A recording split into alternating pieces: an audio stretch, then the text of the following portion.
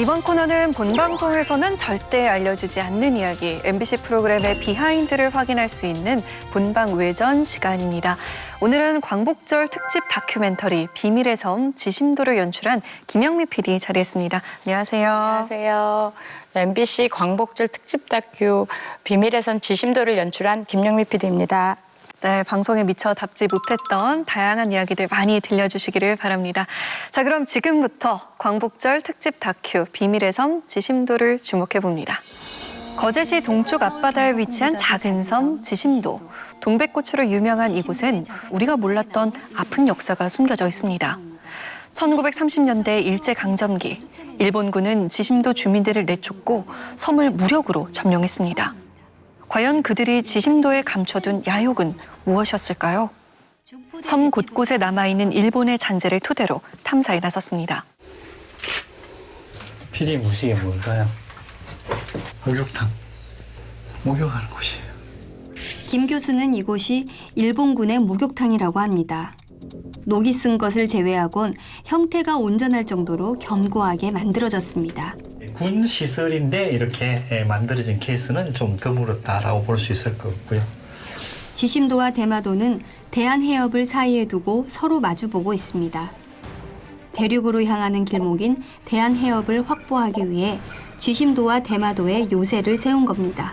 それについてそれを管理するところが一番山の山頂にあります観測所設置されているのある意味で規格品です。 관측소는 공격 명령을 내리는 포대의 두뇌와도 같은 곳입니다. 지심도에도 대마도에서 본 것과 똑같은 관측소가 세워졌던 걸까? 일본군이 작성한 지도에는 관측소 위치가 나와 있지 않습니다.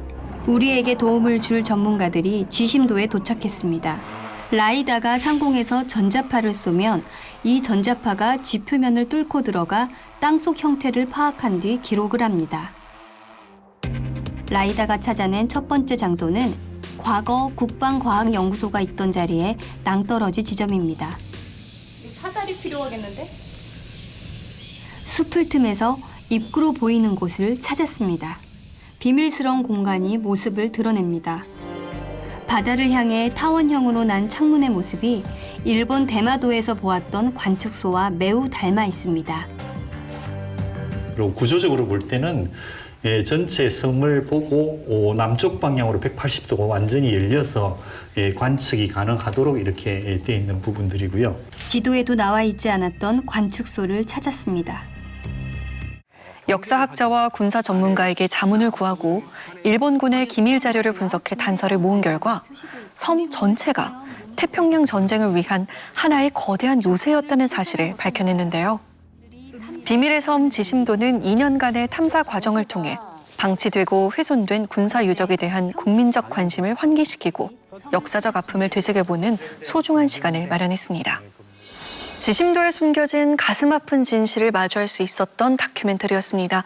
위원들은 비밀의 섬 지심도 어떻게 보셨어요? 광복절 특집 프로그램으로서 어떤 사회적 가치, 기능도 충실히 하면서 기획이나 구성, 촬영 부분에 있어서 손색이 없을 정도로 높은 완성도를 보였다라고 생각하고요. 보다 보면 확실히 좀 흥미를 제공하는 부분들이 뚜렷하고 또 그러면서도 이제 놓치지 않고 있는 부분이 사실에 대한 객관성을 확보하려는 노력도 굉장히 좀 잘 가져가고 있다라는 생각이 들어요. 지심도에 있는 일제 군사 시설의 흔적을 찾아가는 과정을 보면 제작진이 이 현장 탐사를 주도하면서 많은 인적 물적 자원을 동원하는 부분들은 결과적으로 이 다큐의 객관성을 확보하려는 그런 노력의 일환이 아니었나라는 생각이 들어서 저는 흥미와 객관성 모두 좀 확보한 좋은 다큐멘터리였다라고 생각합니다. 처음부터 예측을 벗어나는 흐름이 가장 흥미롭더라고요. 처음에는 이제 주민과 거제시의 어떤 행정 갈등인가 하고 따라가다 보면 거기에서 되풀이되고 있었던 강제 이주라는 역사가 아이러니를 가지고 있었고 왜 그랬을까 또 쫓아가다 보면은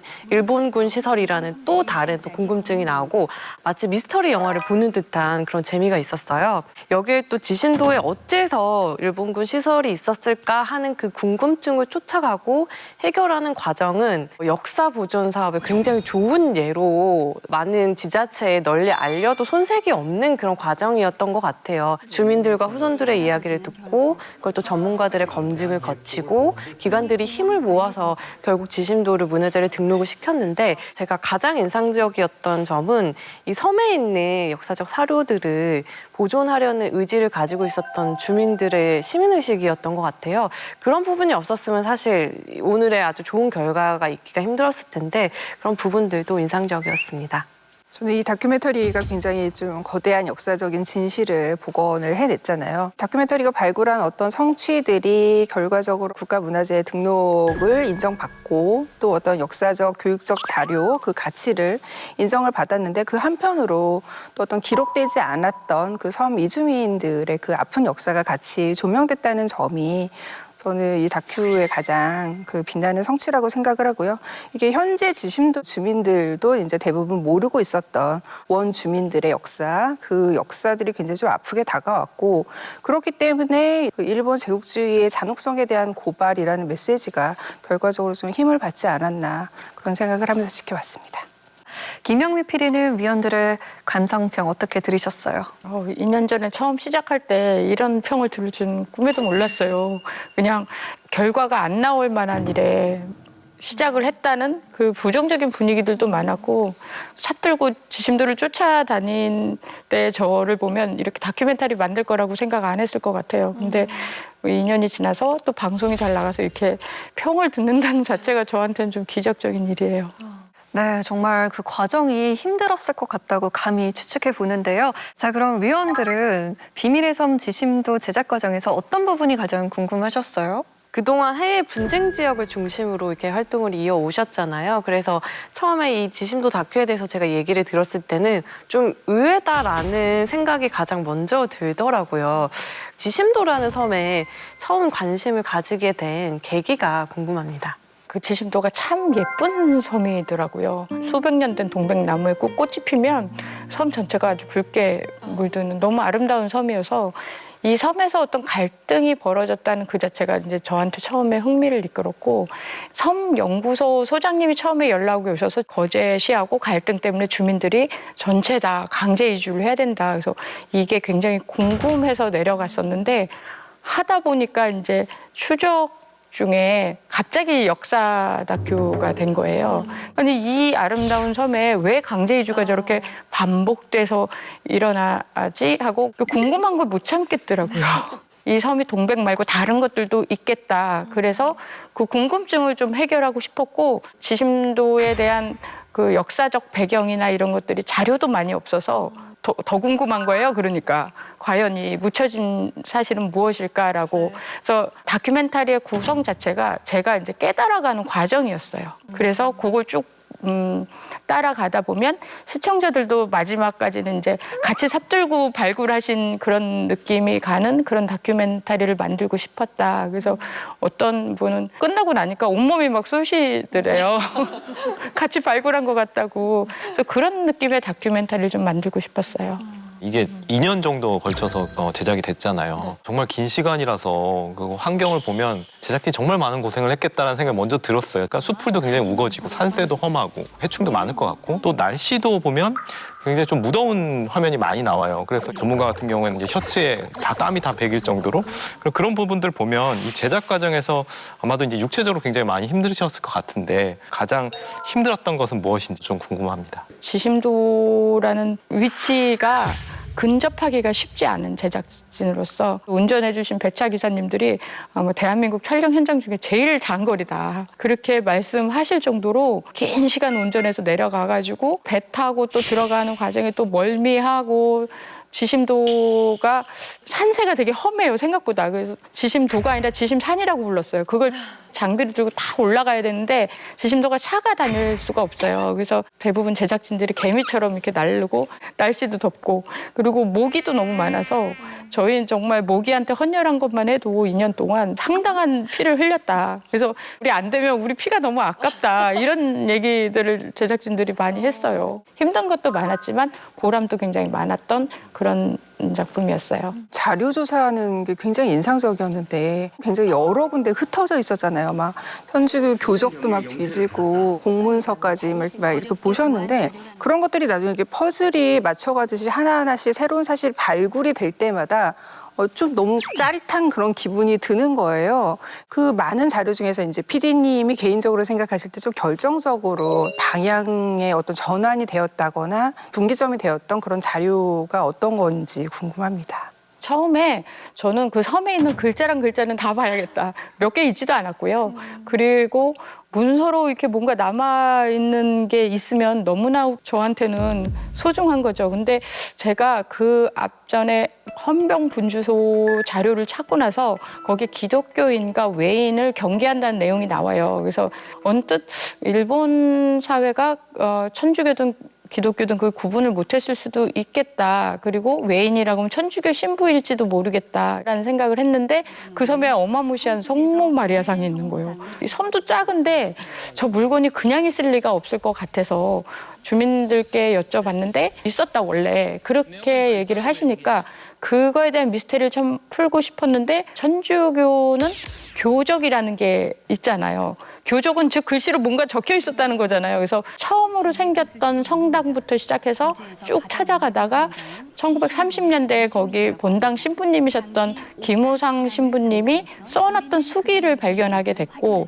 그 수기 속에 이제 처음으로 정바드리시오라는 이름이 나왔던 거예요. 그래서 그때 너무 기뻤던 게 지심도에서 일본군의 미스테리를 풀려면 당시 원주민의 증언이 굉장히 필요한데 관련 있겠다 싶어서 전화드리면 돌아가셨다고 얘기를 하니까 저로서는 직접 뭔가 이름을 마주했고 또 그분의 후손을 찾으면 들은 얘기가 있지 않을까라는 기대를 할 수 있어서 그 과정을 좀 쫓아가서 결국 이제 정바드리시오의 손자이신 정창효 어르신을 만나게 된 거고 근데 그분이 80 중반 넘으셨잖아요. 근데도 그때 기억을 너무 생생하게 하셔서 문서보다는 그 사람을 찾아냈던 거에 대해서 이제 다큐가 뭐가 되겠구나 그런 생각을 했었어요. 예. 그 다큐의 목소리도 중요한데 내레이터를 배우 이정현 씨가 해주셨어요. 이정현 씨 같은 경우에는 영화 군함도에도 출연을 했었고 이 다큐와 꼭 맞는 목소리다라는 생각이 들었는데 이정현 씨 선정 이유나 섭외 과정은 어떠셨어요? 역사 다큐를 만든다고 했을 때 어려운 게 아니라 역사도 좀 재밌고 쉽고 좀 더 현장 중심에서 나가는 다큐면 시청자분들도 쉽게 봐주시지 않을까라는 생각을 했기 때문에 나레이터도 여자가 이렇게 하게 됐을 때 조금 더 귀에 익숙하지 않을까. 그랬을 때 이정현 씨는 굉장히 저한테 완벽한 목소리라고 생각을 했었어요. 그래서 이게 80분이거든요. 대본이 책이에요. 보고 벌써 기함을 하시더라고요. 중간에 너무 힘드시고 지치시는데도 그 느낌을 끊지 않기 위해서 끝까지 물도 안 마시고 가시더라고요. 그래서 역시 배우이시구나. 그리고 제 디렉팅이나 이런 부분에 대해서도 충분히 다 따라 해주셨고 그래서 지심도 다큐멘터리로서는 가장 이상적인 내레이터라고 생각을 해요. 네, 이번에는 각각의 장면을 살펴보고 그에 얽힌 에피소드에 대해서 이야기 나눠보려고 합니다. 방송 말미에는 지심도의 일식 목조 건물이 근대문화재로 인정받고 거제시와 주민들의 갈등이 해결되는 등 평화를 되찾은 섬의 모습으로 마무리가 됩니다. 촬영하면서 이렇게 긍정적인 변화를 담을 수 있을 거라고 예상하셨어요? 아니요. 전혀 아니고요. 그 지방 쪽에 계셨던 다른 방송사 PD분들이 지심도 찍으러 갔다가 분량이 안 나와서 다들 후퇴한 무용담들만 계속 듣게 된 거예요. 그래도 굉장히 많은 전문가분들이 도와주셨어요. 제가 안 되면 전문가라도 이렇게 열심히 옆에서 끼워주셨어야 되거든요. 그래서 그분들이 굉장히 열심히 노력하셨고 또 제가 현장에서 전문가가 검증하는 것을 컨셉으로 잡았기 때문에 이분들이 다 섬으로 오셔야 되는 거예요. 그래서 제가 전화 드리면 피디님 저 또 그 섬에 또 끌려가요? 뭐 이렇게 먼저 시작을 하시는 거예요. 그리고 한 번만 와서 되는 게 아니라 진짜 여러 번 오셨어요. 이제 거기까지 오셔서 목이 같이 뜯기고 같이 지심산을 넘고 막 이런 과정을 하면서 제작진들하고도 이렇게 정이 많이 들으셨고 또 이 전문가분들도 거기 헌신을 하셨다고 저는 생각을 해요. 그 악조건에서 그런 부분에서 협업이 참 잘 됐던 그런 경험이었습니다. 자, 위원들은 각 에피소드에서 어떤 점들이 궁금하셨을까요? 이 프로그램에서 가장 좀 재미있는 부분이 탐사를 하면서 이제 하나씩 그 요새의 실체가 드러나는 부분이라고 생각을 해요. 재밌기도 하지만 또 계속 화가 나는 건 지심도를 군사기지화했던 부분에 대해서 좀 이렇게까지 치밀하게 준비를 했구나. 예를 들면 헌병 분주소 창문에 그 작은 잠금 장치 하나까지 일본 현지에서 공수를 해오는 그런 치밀함, 또 주둔한 군인들에게 그 목욕 문화가 담긴 목욕탕을 설치하는 것들을 보면 이 사람들이 오랫동안 머물면서 군사기지화 하겠다라는 그런 야욕이 좀 많이 느껴졌거든요. 군 시설로서 그만한 목욕탕은 없다고 해요. 그래서 그런 걸 만들어 놓은 거 보면 아마 태평양 전쟁 중에 일본 병사들의 공포가 심해서 이렇게 만들어 놨지 않았을까. 사실 그 포진지 같은 경우 그 포진지 위에 어떤 것이 있었는지는 사실 잘 모르잖아요. 그냥 뭔가 이렇게 만들어 놨구나, 콘크리트 구조물이구나 라고밖에 생각 안 할 수 있는데, 당시 그 포는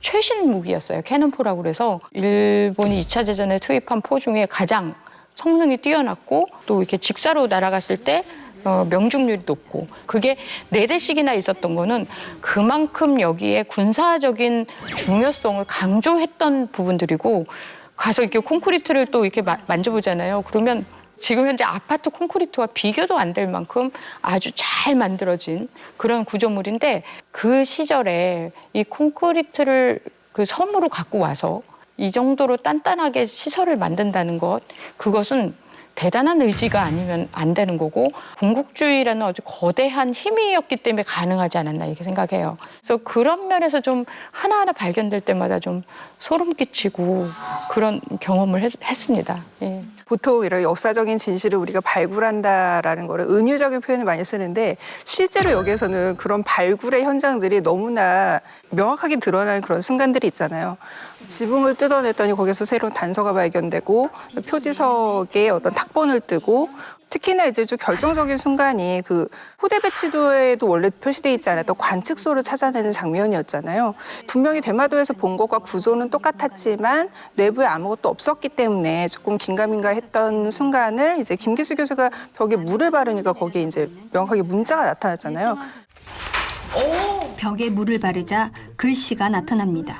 그때 굉장히 소름 끼쳤는데 PD님 반응도 여태까지 본 반응 중에서 좀 제일 크게 오 하는 그런 반응이 느껴졌거든요. 그래서 그때 발견했을 당시 어떤 시점과 소감 같은 것들을 알고 싶습니다. 그 처음에 교수님이 물 달라고 할 때 제가 이 더운 날 너무 교수님을 힘들게 하고 있구나. 그래서 물병이 여러 개 있었는데 얼음이 든 가장 차가운 물을 들고 갔어요, 사실. 손에 놓고 이렇게 딱 하는 순간 벽에 물을 바르자 글씨가 나타납니다. 발견하고 몇 번 그 관측소를 갔지만 글자는 못 봤거든요. 그래서 글자 한 자만 나오는 게 이게 어디냐 이렇게 생각할 상황에 글자들이 우르르 나타난 거잖아요. 너무 놀랬고, 그게 저한테는 한 차원 다른 이 발굴의 다음 단계로 넘어가는 느낌. 그 느낌이 들었고, 당시에는 레이더가 없었던 시절이잖아요. 그러면 이걸 관측을 해서 딱 그어놨구나. 그래서 이거를 느끼면서 금방 일본군이 나간 것 같아요.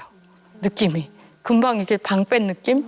그래서 타임머신 타고 그때로 돌아간 느낌. 그 글자가 나타나고 더 그런 느낌을 받았어요. 저는 보면서 이렇게 발견하는 짜릿한 순간들도 있었지만 안타까운 순간들도 있더라고요. 그 정갑생 교수님께서 일본군의 방향 지시석 이렇게 설명하시면서 사라지고 훼손되었던 그 지시석을 다시 발견하시는 그런 장면이 있었는데, 원위치는 아니더라도 파가지고 옮겨놨어야 되는데 이렇게 버려버리면 일단 사라지는 거잖아요. 비단 지심도의 일이 아니라 지금 현재 우리 사회에서 벌어지고 있는 역사에 대한 존중이 부족한 그런 면들을 드러냈다고 보여지더라고요. 이 방향 지시석이 다시 복원이 되었다던가 그 후의 과정은 어땠는지도 궁금합니다. 아직도 거기 그냥 그대로 있을 거예요. 그 반쯤 날아갔는데 그 사실 2개가 없어졌어요. 근데 그것도 잘 몰랐었거든요. 그런데 이게 없어졌다고 생각하는 순간 제 머릿속에 지시석만 있는 게 아니라 밑에 콘크리트로 이렇게 기반이 돼 있거든요. 그래서 아마 근처에 있을 거다라는 추측을 했었고, 그래 보니까 바로 근데 찾으러 나서자마자 거기 있었어요. 여기 있다.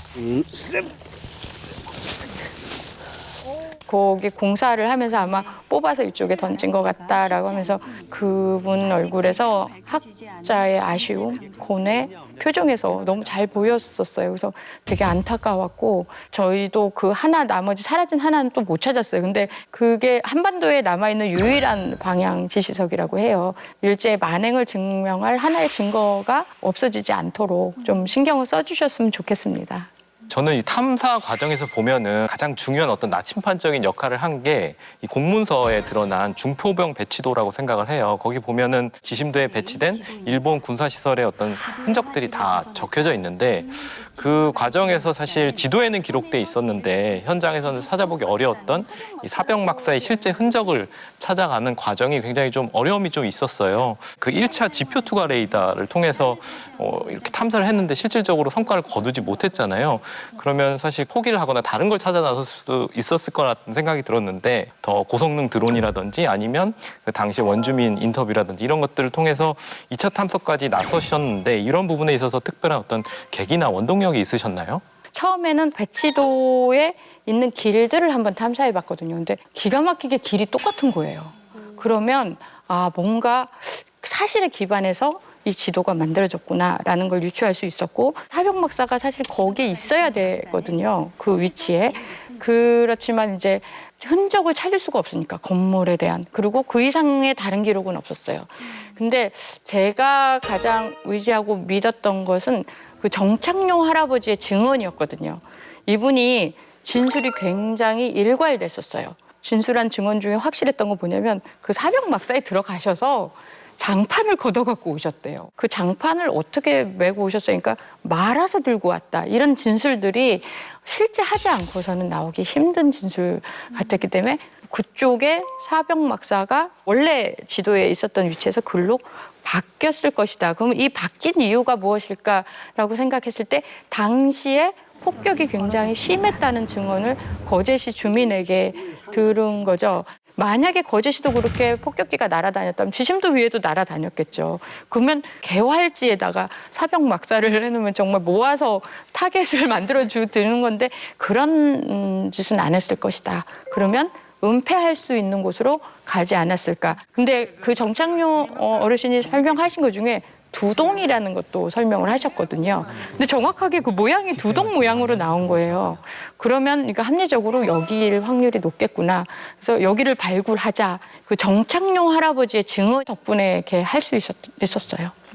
자, 이번엔 다큐멘터리 제작에 도움을 준 조력자들에 대해서 이야기 나눠보겠습니다. 일제강점기 시절 중요한 사료를 파악하고 탐사하는 방송인 만큼 지심도 주민들과 각 분야 역사 전문가, 여러 기관 등 많은 이들의 협업이 있었는데요. 위원들은 등장인물 혹은 협조 기관과 관련해서 어떤 점이 궁금했나요? 전문가의 검증, 과학적인 분석 과정 이런 것들이 굉장히 중시되는 다큐멘터리지만 정서적으로 굉장히 큰 울림을 주는 순간은 정창효 어르신이 이 섬으로 다시 돌아온 그 순간이잖아요. 그러니까 이분의 증언도 굉장히 좀 큰 역할을 했고 그래서 살아있는 사람들의 증언이 얼마나 중요한가를 보여주는 그런 순간이었기 때문에 이 다큐멘터리에서 굉장히 좀 결정적인 순간이었다라고 생각이 들거든요. 이분이 그 많은 연세에 이 험한 곳에 다시 이렇게 방문하셔서 도움을 주시게 된 계기도 좀 궁금합니다.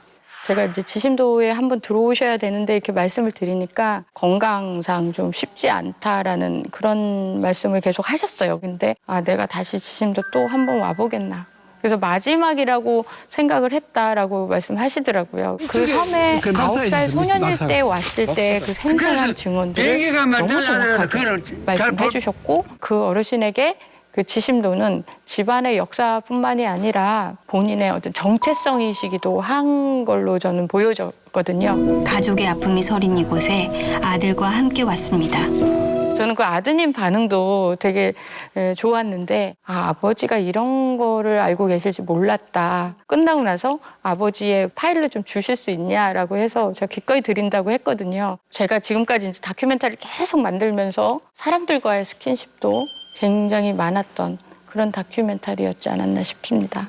사병 막사를 찾는 과정이 정말 짜릿했었거든요. 첨단 탐색해보기로 장비들도 했습니다. 동원되고 거제시, 관리공단, 문화재청, 그리고 산림조합 국립공원관리공단, 관계자들이 머리를 산림조합 맞댔습니다. 관계자 등 여러 구조물이 기관의 힘을 합쳐서 언덕 아래로 배수로를 길게 찾아냈는데 이어집니다. 여러 공공기관들이 다시 협력을 해서 하나의 일을 한다는 게 절차상으로 굉장히 좀 어려울 것 같거든요. 그 과정에서 좀 어려움은 없으셨는지 어떻게 진행됐는지도 궁금합니다. 가장 먼저 머릿속에 떠오른 게 여기가 한려해상 국립공원이에요.